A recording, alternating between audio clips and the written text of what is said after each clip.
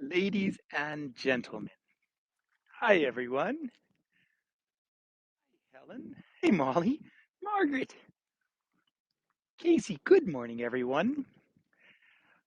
Marie, bonjour. Hi. Oh, hey Ruth, shalom. Hi Diane. Big morning hugs. Hi Tracy. It is a gorgeous, gorgeous morning here. I'm the Wanderer. Namaste. Terry and Jolene, hello, you lovely, lovely people. Hi, Jean. It's lovely to have you all here. Good morning. I was just on the phone with my friend Raynan down in Bolivia. Raynan is down in the south of Bolivia right now, near the border with Chile. So he's going to come on in a few minutes. And and we were chatting the other day, and of course, hi, Chloe. It is frosty here. um, so I'd just like to say, first of all, it's hi, David. I see you. Aloha. Paola, hola, hola, ya llegaron.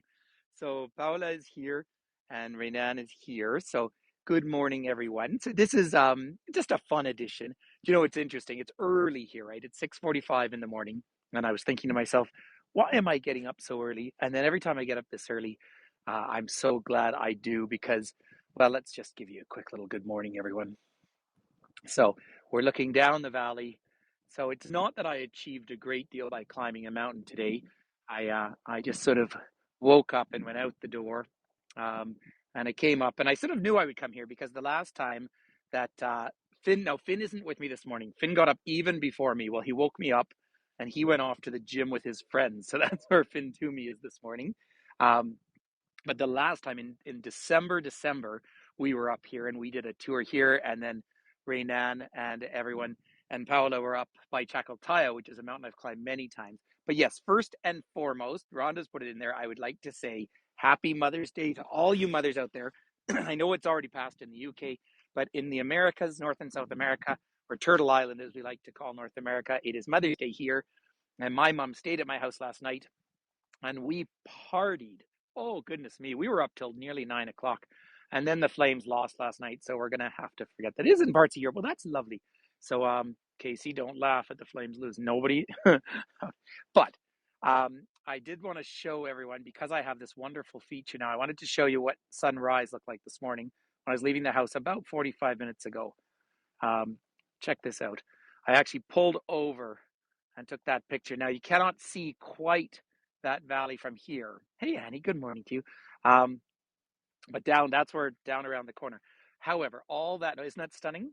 Now all that noted, I'm on the side of Mount Norquay, but I have to come here. Now where you think you're looking over at magnificent Mount Rundle, but that's not why I'm here. I'm going to use the zoom because I don't want to scare them. Those are Rocky Mountain bighorn sheep out there. And part of the reason I came out early was to look for animals. And I was just saying to Renan, oh, I didn't see any. And then I came out on the meadow and here they are. So I will try and get a little bit closer. There's a big male, but there's always that fine line where obviously we're not here to disturb them. So, so we were chatting away this morning. So where Renan is going to be this morning is down in one of the salt flats down in the south of his magnificent country. Well, we are all part of the Western Cordillera here, whether you are in Alaska and Yukon, British Columbia and Alberta, the Western United States, Mexico, Central America, down into Colombia is the only country in the Americas that has three ranges down there. We have three ranges in British Columbia and Alberta, and then you move down to the Andes. It is an amazing view in the morning. The big difference is I'm standing at about 1,600 meters here. So that's about 5,400 feet above sea level. It is -5 this morning. And so it's good and chilly. And I'm happy because they called for some cold. I didn't think it was going to be this clear this morning, but it is clear. But then my nice -5 because yes, not yesterday. I didn't actually see a single mosquito yesterday, but the day before I saw two, and so I hoped that maybe yesterday afternoon some of them would have hatched, and then we could have cleared them all out this morning. The other photograph I'd like to share. Well, I don't know if you can see it, but down in the distance is obviously the town of Banff itself. The clouds, Lynn, it's just spectacular. You know what? This is why I'm a morning person, and I think something that we share, and of course down in well, in Bolivia and when I lived in Peru, they talk about it being an Inti culture, which is the word for sun in the Quechua language. and they live with the sun, of course. So you get up with the sun and you go to bed when the sun sets. The big difference between, oh, the train coming through, it's about to come right across the tracks out here. Um, it is. So there's a train. However, out front, parked, so there's our hockey arena. There's a train moving through. It's just about to cross over the road any second now. Now, that's a grain train going west. So that is food leaving from the Canadian prairies going out to China and Russia. It's crossing the tracks. However, now this, I mean, I'm really way up here zooming, but parked on this side of the tracks, on the north side, is actually the Rocky Mountaineer getting ready to go out. I did stop and try and take a photo for you this morning. The light wasn't ideal, um, but I'll just put that up there. And if you blow it up, I stopped. Again, I'm only allowed to drive so close. So the Rocky Mountaineer, now you no longer even load onto the train from the train station. They load the other side. Ostensibly, the argument is they don't get held up because of traffic coming through. But the real reason is negotiations with using the station. But there are two elements to it. But that's our hockey arena. There's, oh, isn't that gorgeous? Let me just scan out. I know you won't see it quite as clearly, but just to get a sense. So there's the trains going straight due west. Now, one of the interesting factors is even though Renan down in Bolivia is so much higher than I am, I mean, he's going to be nearly at 4,000 meters, right? Nearly at 14,000 feet, whereas I'm only this high. I'm so much further from the ocean. And again, they're standing down there in Bolivia, and I am planning a trip down to Peru and Bolivia in November. Um, yeah, you can see along the train. It's just massive, isn't it? Now, Renan has done tours in New Uni before at the train graveyard there, which is actually the source of all sorts of debates about the IMF and so forth. Whereas, of course, trains are really the history of this country. So totally. Helen, Bolivia is honestly, I often say, my favorite country to travel in. But we're looking out to the Vermilion Lakes, and you can see there's really, I don't think there's any ice on the lakes this morning. Although if we had a few more of these frosty cold days, it'll come back. But it is interesting. Yesterday, if you had joined me in Canmore, I am literally almost point for point at the other end of Mount Rundle here from where I was. So we're seeing the whole other formations from west to east as the formations. And the same thing, since the Andes went straight up, whereas our Western Cordillera, as I often describe, is kind of like a giant accordion. I don't know, Marilyn, exactly when I'm going to go down there because I might even be coming to the UK in early November, but we're going to see. But I just want to get a couple of weeks of high altitude because I like to say I'm an altitude junkie. I am out here, by the way, sitting on this log. There's my bear spray. So this is me ready for the great outdoors here. And you see what a fashion icon I am, where my trousers are tucked into my socks, and that's because that's right, Paula, because of ticks, and the ticks are awake now because I shook two of them off me the other day, and so we're being very aware. And this field is one that I tend to avoid in the summertime just because you get so much tick activity. But let's see if we can go over and have a bit of a closer look at these sheep. Again, I'm not here to disturb them, but there's a couple of fairly large males in there, which is nice to see. Um, you do, I mean, ticks all over, and it's not that we don't have them here, but like everything, as we're living with climate change, we do have more and more, and we have to be very mindful of that. And they tend to be in the tall grass. They'll stand up on the tall grass, yep, and they'll crawl up your leg, and then they'll burrow in. By the way, I am right by the ski area of Mount Norquay. Now, I have to say, hi, Alan, I have fallen in love with this image uh, system we have here with the new app. And there's the actual image for the ski area. And the ski area is now closed.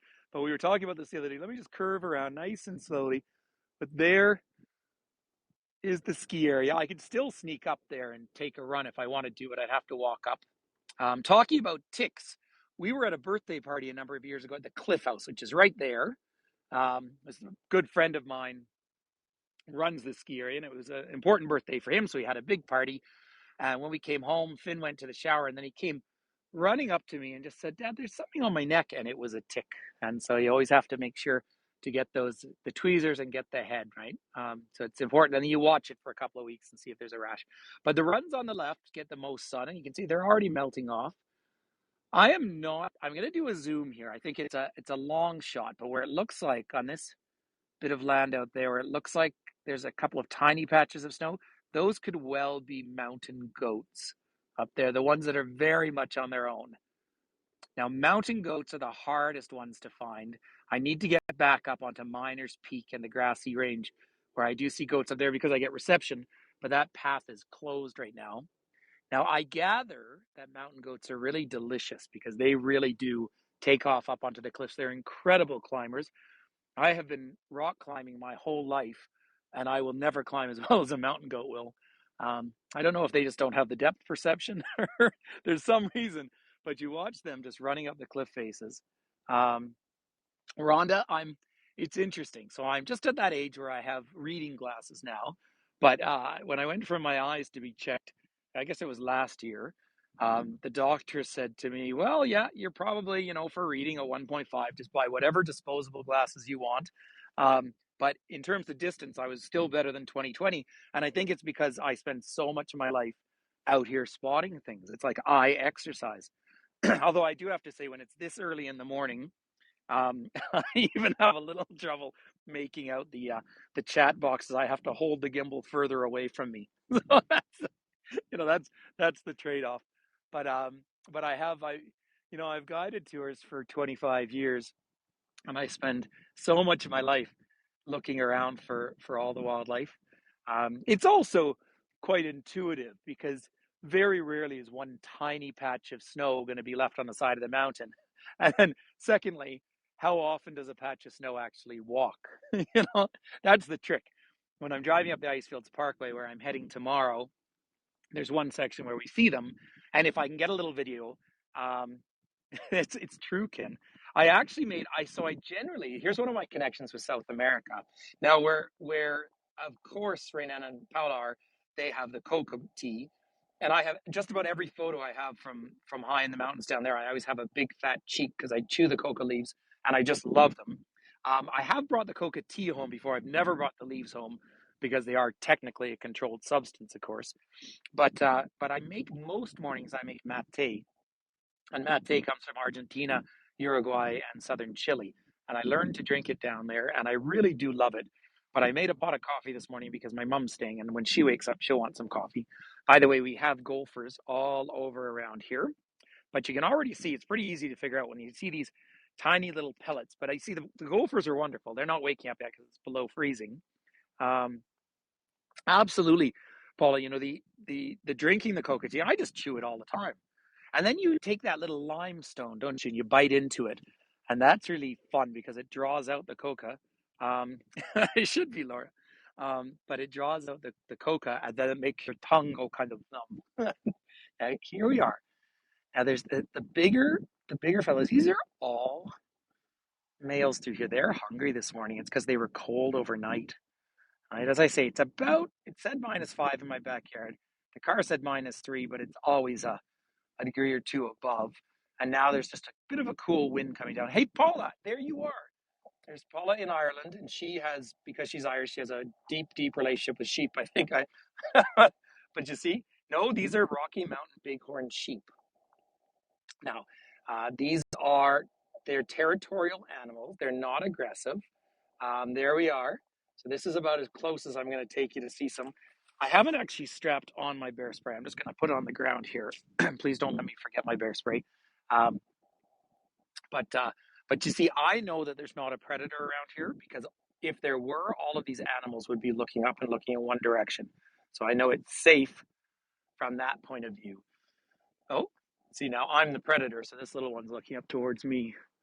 And they're all fine. So I am, they say give at least 5 meters. I'm at least 10 meters away. So that's the right thing.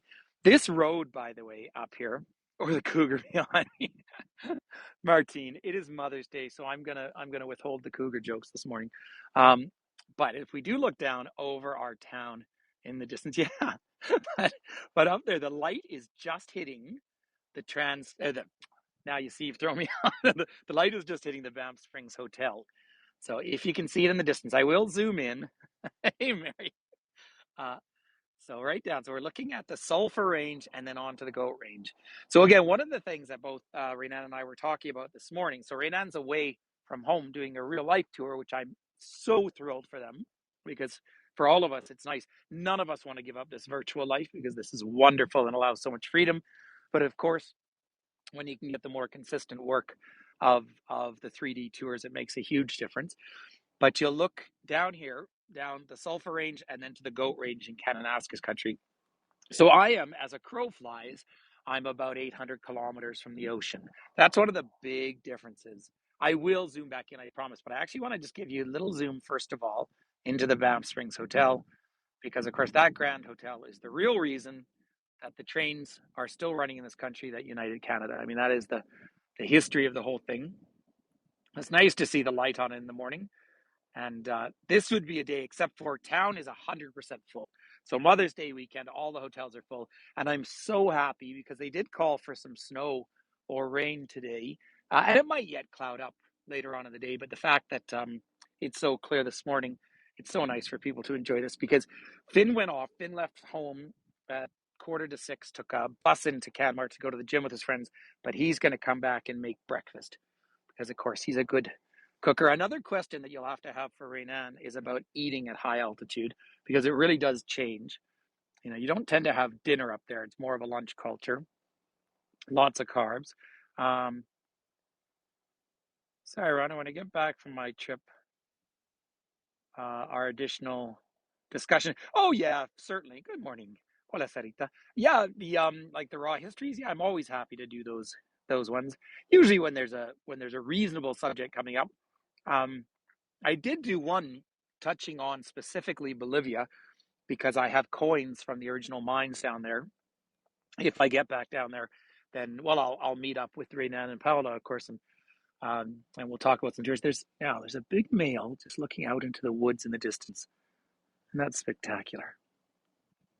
So these are Rocky Mountain bighorn sheep, and this is probably about a third of them. So I'm actually on the side, even though I said Mount Norquay, I'm on the Norquay Road. I am actually on the side of Stony Lookout Mountain.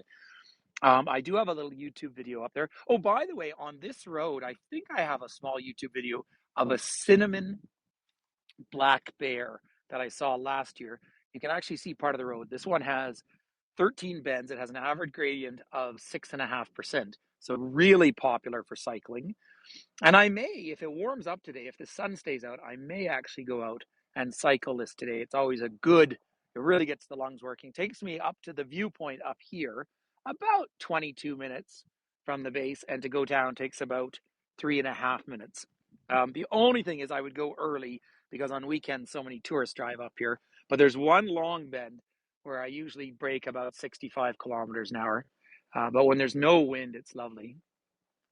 So the sheep are sort of gradually walking away from me, and which is just fine. They're staying closer to the big males. I would love to run it, but I'm going to wander over the other way now because I don't want to keep standing here and disturbing the animals at all. And I want to head over by the trees. I am putting on. Oh, Sharon, is this your first time? Hey, welcome on board. Sorry, so Sharon, well, my name's Patrick, of course, and I live here in the Rockies, but I'm doing this as a sort of a special one in a link with my friend Raynan down in Bolivia, because, of course, we're both mountain people, and so we love to connect. And it's interesting because, well, Raynan speaks perfect English. We tend to speak Spanish together, but he speaks Aymara, which is one of the most incredible, most interesting languages in the world, because, of course, it exists up above 4,000 meters. And I speak a bit of Quechua, which is the Inca language. So we have lots of reason to be friends. But you will find that this is very addictive, Sharon. It's best described sort of as YouTube Live because we do interact. Oh, thanks, Helen. Yeah, there's the bear. So if you click through, that was one time we saw a bear last spring just on this road down below. Um, but uh, but it does in the chat. The fact that you can chat is wonderful. Um, That is water. Yes, it is. So those are the Vermilion Lakes down there. Now, this is I'm standing on the Vermilion chain at the moment, and I'm looking looking across at the Sawback chain in the distance. But I'm standing on the Vermilion chain, and eventually leads up to Vermilion Pass, which is Kootenay National Park. Those Vermilion Lakes, they are lakes, so it's fair to call them lakes, but they're really just a bend in the river. It's a giant marshland. What that exposes to us down there is, in fact, the entire valley through there has water in it. And I talked so much about how the water volumes change. Well, really, the biggest volume change you're going to see ever is up in like the Tanana River, which is up in Alaska, because that is the largest glacial fed river in the world. But the Bow River, this is the Bow Valley, and this is all part, it's really a tributary of the Saskatchewan system. And all of this flows out into the Hudson's Bay. In fact, our friend Helen on board here. So we have this Facebook page called the Camper Van Group, and Helen put up a post that I almost wish you hadn't, Helen, because I spent so much time playing with it now. What it is you can pick a spot and put a drop of water in a river and track it all the way out in its channel. And so all the things I talk about. So I've been dropping bits of water now into different sections. Um, Paula, I'm about 1,600 meters, so about 5,500 feet. I'm basically less than half the altitude of where Rainan is right now. The big difference is I'm so far from the ocean, right? So that's why it's so much colder here. But it stays cold here, unlike where you live. But that is just a fabulous sight. So I was tracking it all through the different Arctic rivers.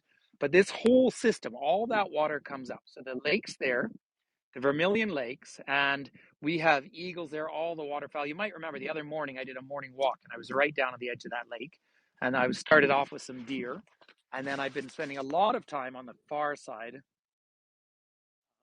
Yeah, yeah. This is why I love going back to Bolivia, because I get in such good shape from the high altitude over there.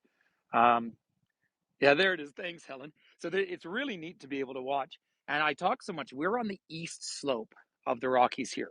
So this is like the equivalent in South America of my community is probably a place called Bariloche, if you've ever heard of it in Argentina.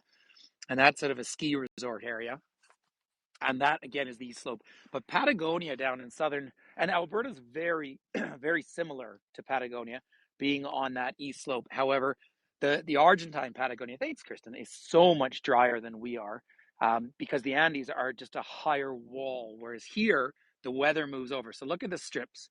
It's not that clear today. Well, you can sort of see it here. If you see the clouds, they're all in these long strip lines, right, one after another. And that's because as they push from west to east, they roll over the mountain chains. It is high desert, yep. Whereas we are technically, where Calgary is just on the line of high desert. We're not, we're montane here. Um, well, we actually move into subarctic, even though I am so far from the Arctic. I mean, in some context, I'm ever so slightly, I'm probably 10 miles south of London if you drew a line across the world. So it's not that we're very high. So we're north of a tiny bit north of Paris, for example. But because of the higher elevation, and because we're so far inland, that's how we get this very cold environment. So looking in, um, oh, thanks, Chloe. Did you just share the link for? Because I'm going to keep chatting with everyone for a few more minutes. I'm going to sign off a little bit earlier than I normally do, because we're then going to transport ourselves all the way down to Bolivia. And unfortunately, I was looking through my photos. I wanted to put up some of my photos from Bolivia, but I haven't been back now since about 2017. I was meant to be in Bolivia in 2019, and that's when they had their sort of coup at that point. And I was literally with a group at the border in Puno, and then the border closed. But I've been traveling to Bolivia for 20 years. And so I have quite a few blogs about Bolivia on my website, which is fun. So I do have aside from the fact that I've become friends with Reina and just through all of this, I genuinely love his country for the same reason I love my mountains here. Oh, Diane, it's so nice to link up. And we've become such a broad community now. Thanks, Laura. So you will see out here, I'm going to put the bear spray down again. Bear spray is expensive, so I really don't want to forget it. And I shouldn't leave it lying around. There is Sleeping Buffalo Mountain, Tatanga. And that is, in fact, if you could see right through these trees right there, you'd actually see my house. Now, obviously, that mountain there, all you're left with is the dolomite limestone, the slightly harder limestone. A glacier came down this valley and took the whole top of it off and left us with a big bench land down the middle. But when you look at these valleys, well, there's Michelle in Switzerland. I always think, if you'd see when you go to Switzerland, and of course, when I lived in Europe, I used to take my holidays usually hiking in Switzerland because, again, I love mountains. And I love Switzerland, frankly. Eriko, hey, ohayo gozaimasu. Um, but you see those mountains are so much more that V shape, right? The tight V shape, whereas ours are these great, big, wide valleys. And that's because they're all carved open by glaciers, right? And the glaciation, if I drive in that direction for about 35 minutes, you see your first glacier. So we're not that far from them. Tomorrow, my plan, tomorrow my plan is to drive north up to Jasper, and I'm going to try and do a 360 video, maybe up at the Columbia ice fields, the second largest non-polar ice fields in the world. Everyone, we have a true celebrity on board this morning, which I think would be evening over there, but Eriko in Japan is with us, who, if I do say so myself, is one of the very, very best guides we have on this platform, and also just a lovely person. Eriko, I think in Japan it might be Mother's Day too. So, and I know you've had your mom on tours. My mom is staying with me right now. So, happy Mother's Day to you. It's lovely to have you here with us. And I just want to, well, actually, here they're coming over to say hi now. See, I walked away, and now here come the Rocky Mountain Bighorn sheep. Have a look. There they are. So, they've come out to the middle. So, my presence over there was sort of encouraging them to move away. And so that's why I wanted to move away from them, because this is their home. So I know, and I know so many people get confused because they don't look like sheep as you imagine them. These are wild animals, but they're wild animals that are territorial. There's two larger males there, although there's not sort of an alpha male in that group. Now they have horns, not antlers. All right, Annie, you getting ready for a photo? So a horn, they grow out. Yeah, they grow one little center down there, and then the actual horn grows over it, and they'll curve right around. And this is why they can run and bang their heads together, a bit like hockey players, but not have concussions, because the little one is shuttered in by the broader one, and that's a natural shock absorber. So that's how they absorb. But you'll see how close they stay together through here. And what they are having so much fun is, now we're saying it's about -5 right now. So it is chilly, although we were well above freezing the last few days. And so therefore there's green grass coming out, and that's what they're eating. I am going to start making my way up the hill here, back up to where I have the car. And that is because if they were to keep coming across, they're not real. I'm not going to have a conflict with them while I'm a good distance, but they're all looking down for a second. Do you see that? Now they're looking at me. That's fine. There's 1, 2, 3, 4 fairly large males in there. Hi, Nina. They're eyeing the bear spray. No kidding. I would hate to spray them. The bear spray is a very, very strong pepper spray, and it's used to obviously repel. I love to repeat that this is my, I don't know, 5th can in my life. I just bought a new one 2 days ago, and I've never used it. So that's really important, but it is our protection.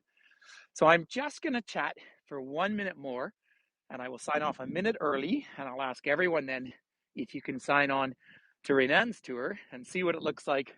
So this is what it's like to stand in the Canadian Rockies at 1,600 meters here. So imagine we're now going to go down to way down to the south into the tropics, but way up at like 3,700 meters, 13,000 feet. Can you possibly imagine?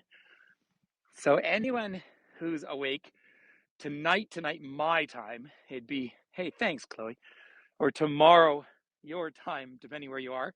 I did put up an evening Mother's Day tour because I know I'll want to go for a walk after dinner tonight anyway. And I'm hoping it stays clear, because last night the light was so beautiful. But isn't it fabulous, the fact that you can quite literally be here with me and in the click of a button be in South America, and it's live and interactive. So I will very quickly just say peace and love, ladies and gentlemen. We do need more peace in the world. There's so much to talk about. And but thank you. I loved getting up this morning. I'm going to go up and get in the car and then turn on Renan's tour as well. So head down to southern Bolivia, and I will just leave everyone with this glorious, glorious morning. I honestly didn't think it would be this beautiful this morning. So, well, thank you. Thank you, Tracy. I will. I think Mom's still asleep because I didn't see her sign on here. So happy Mother's Day to all you lovely people, and think warm thoughts about your mummies around the world. So peace and love. Toda. Merci, tupananchiskama. Ohayo gozaimasu. No, arigato gozaimasu. Merci. Gracias, grazie, dankeschön. Danku. All right, Raynan, I'll see you in 10 seconds.